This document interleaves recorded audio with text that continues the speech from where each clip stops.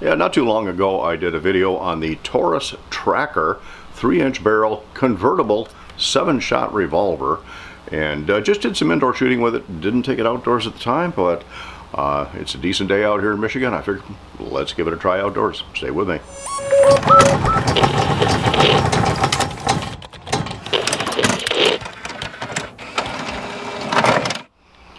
Alright, the Taurus Tracker. It's a convertible gun. You can change the cylinder. You can see on this one, actually we showed you in the original one, and it's going to show up on this. But I'll post a link probably up here to the original video on this where I talked more about it and shot it indoors. And now that I've got it outdoors, I'm only going to shoot with the 357 cylinder. I'm going to shoot 38 plus P and some 357 ammo on it today.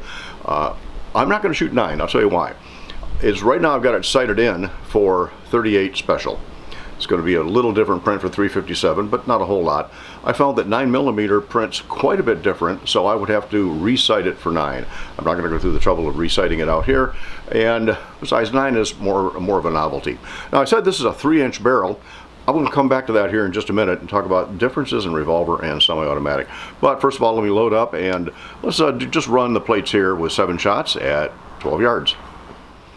Alright, out of the Taurus Tracker, 7 rounds of my 158 grain copper plated semi-wad cutter ammunition, and because this is a Smith & Wesson type action, and that means that the cylinder rotates counterclockwise as opposed to a Colt that would rotate clockwise. So we're going to start out with the plates, and since this rotates counterclockwise, I'm still going to run the plates clockwise or starting from the left. But I got a brand new Alice up there, and I'm going to have to go ask Alice to see which way we're going to go. Maybe we'll go right to left. Let's see. Start with Alice. All right, that hit really high on Alice. So since it hit high, that means I'm going to go right to left.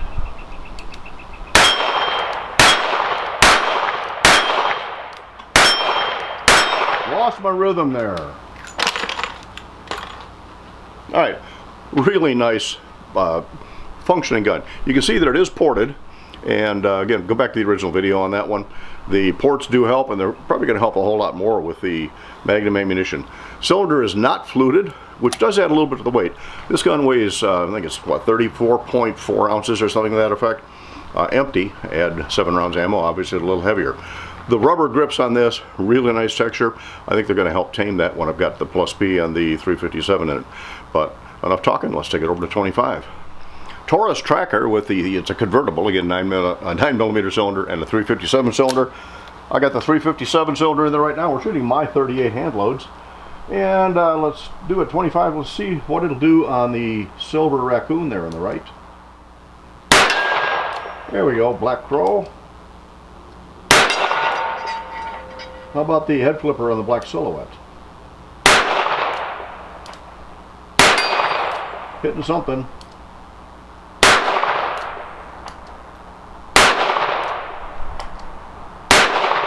Nope. By the way, I can't speed load this because I don't have a 7-shot speed loader. I have lots of 6-shot and 5-shot, K-frame and L-frame and J-frame even, but I don't have any 6. Drop one round under there and see what it went.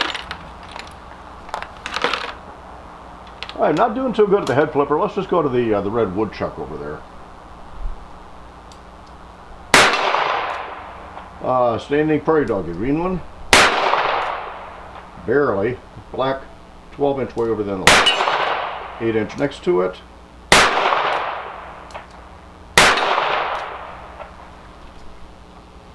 One left.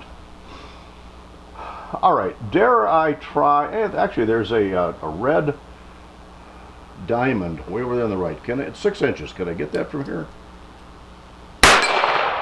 I can. Okay, cool. Alright.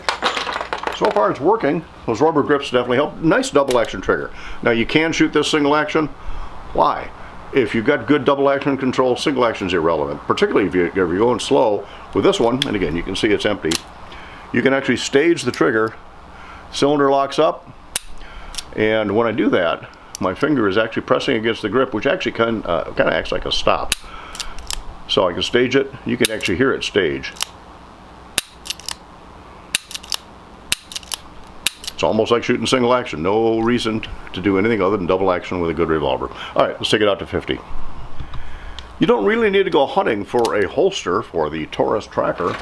I've got a Gould and Goodrich leather pancake style holster for an L frame. It doesn't fit in a K frame, but it does fit in an L frame.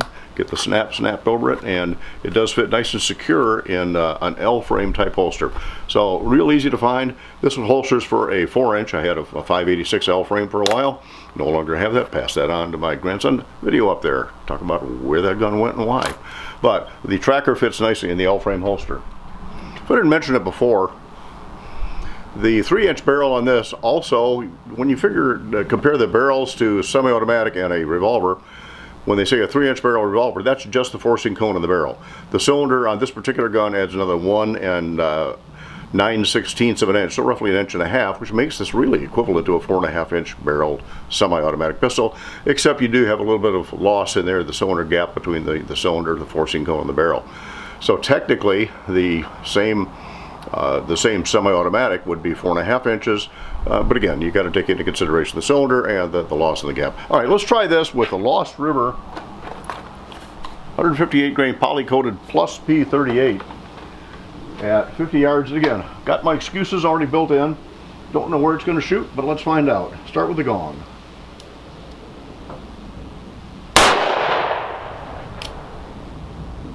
I don't see it moving. I didn't hear it ring. Of course, bullet's moving fast enough, I may not hear it ring by the time my ears adjust to the report. Let's try that again.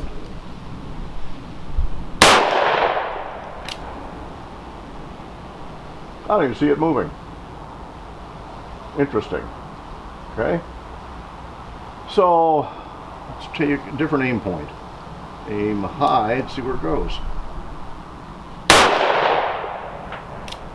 Aim low, see where it goes. There we go. Alright, that's 4 shots out of 7. Let's go to the gong in the high right. Not the gong, the 16-inch. There we go, I'm getting tongue-tied today. 12-inch below that. And what have we got? 1 left. Try the 10-inch, just to the left of the 16.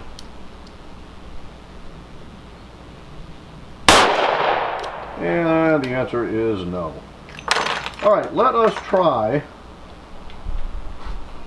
357 145 grain silver tip hollow points. And again, I have not sighted the gun with this ammo, so no idea where it's going to go. And when you're loading manually, rotate the cylinder the opposite direction that it travels. That way, if you only get a few rounds in, when you close it, the live rounds will be to the right of the barrel, so they'll rotate in as you pull the trigger.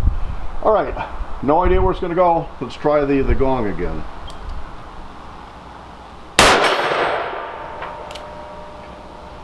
What, I get a twofer there? The gong and the 6-inch? I don't know about that. Let's go for just the gong again, see what happens. All right, now let's try the 16-inch high right. 12-inch. Now let's go to the silhouette on the right. 12-inch. And the 10-inch. What do I have? 2 rounds left. Let's see if I can get the 10.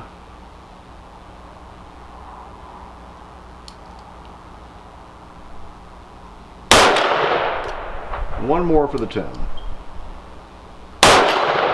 And last shot. All right, I can live with that. Taurus Tracker finally got out to play. I want to thank my friend Craig for loaning me this gun. And now that I've shot it outdoors, I can finally get it back to him. Again, I've got the sights adjusted for the 38. Does work with the 357, although it is shooting higher than my 38 point of impact. So if whatever ammo you're going to shoot the gun, you need to have the sights adjusted for that ammunition, particularly with a revolver with all sorts of different kinds of ammunition, different velocities, different bullet weights. Taurus Tracker 3-inch, 7-shot convertible. Just the 357 cylinder out to play today, but it's been fun. Thanks for stopping in.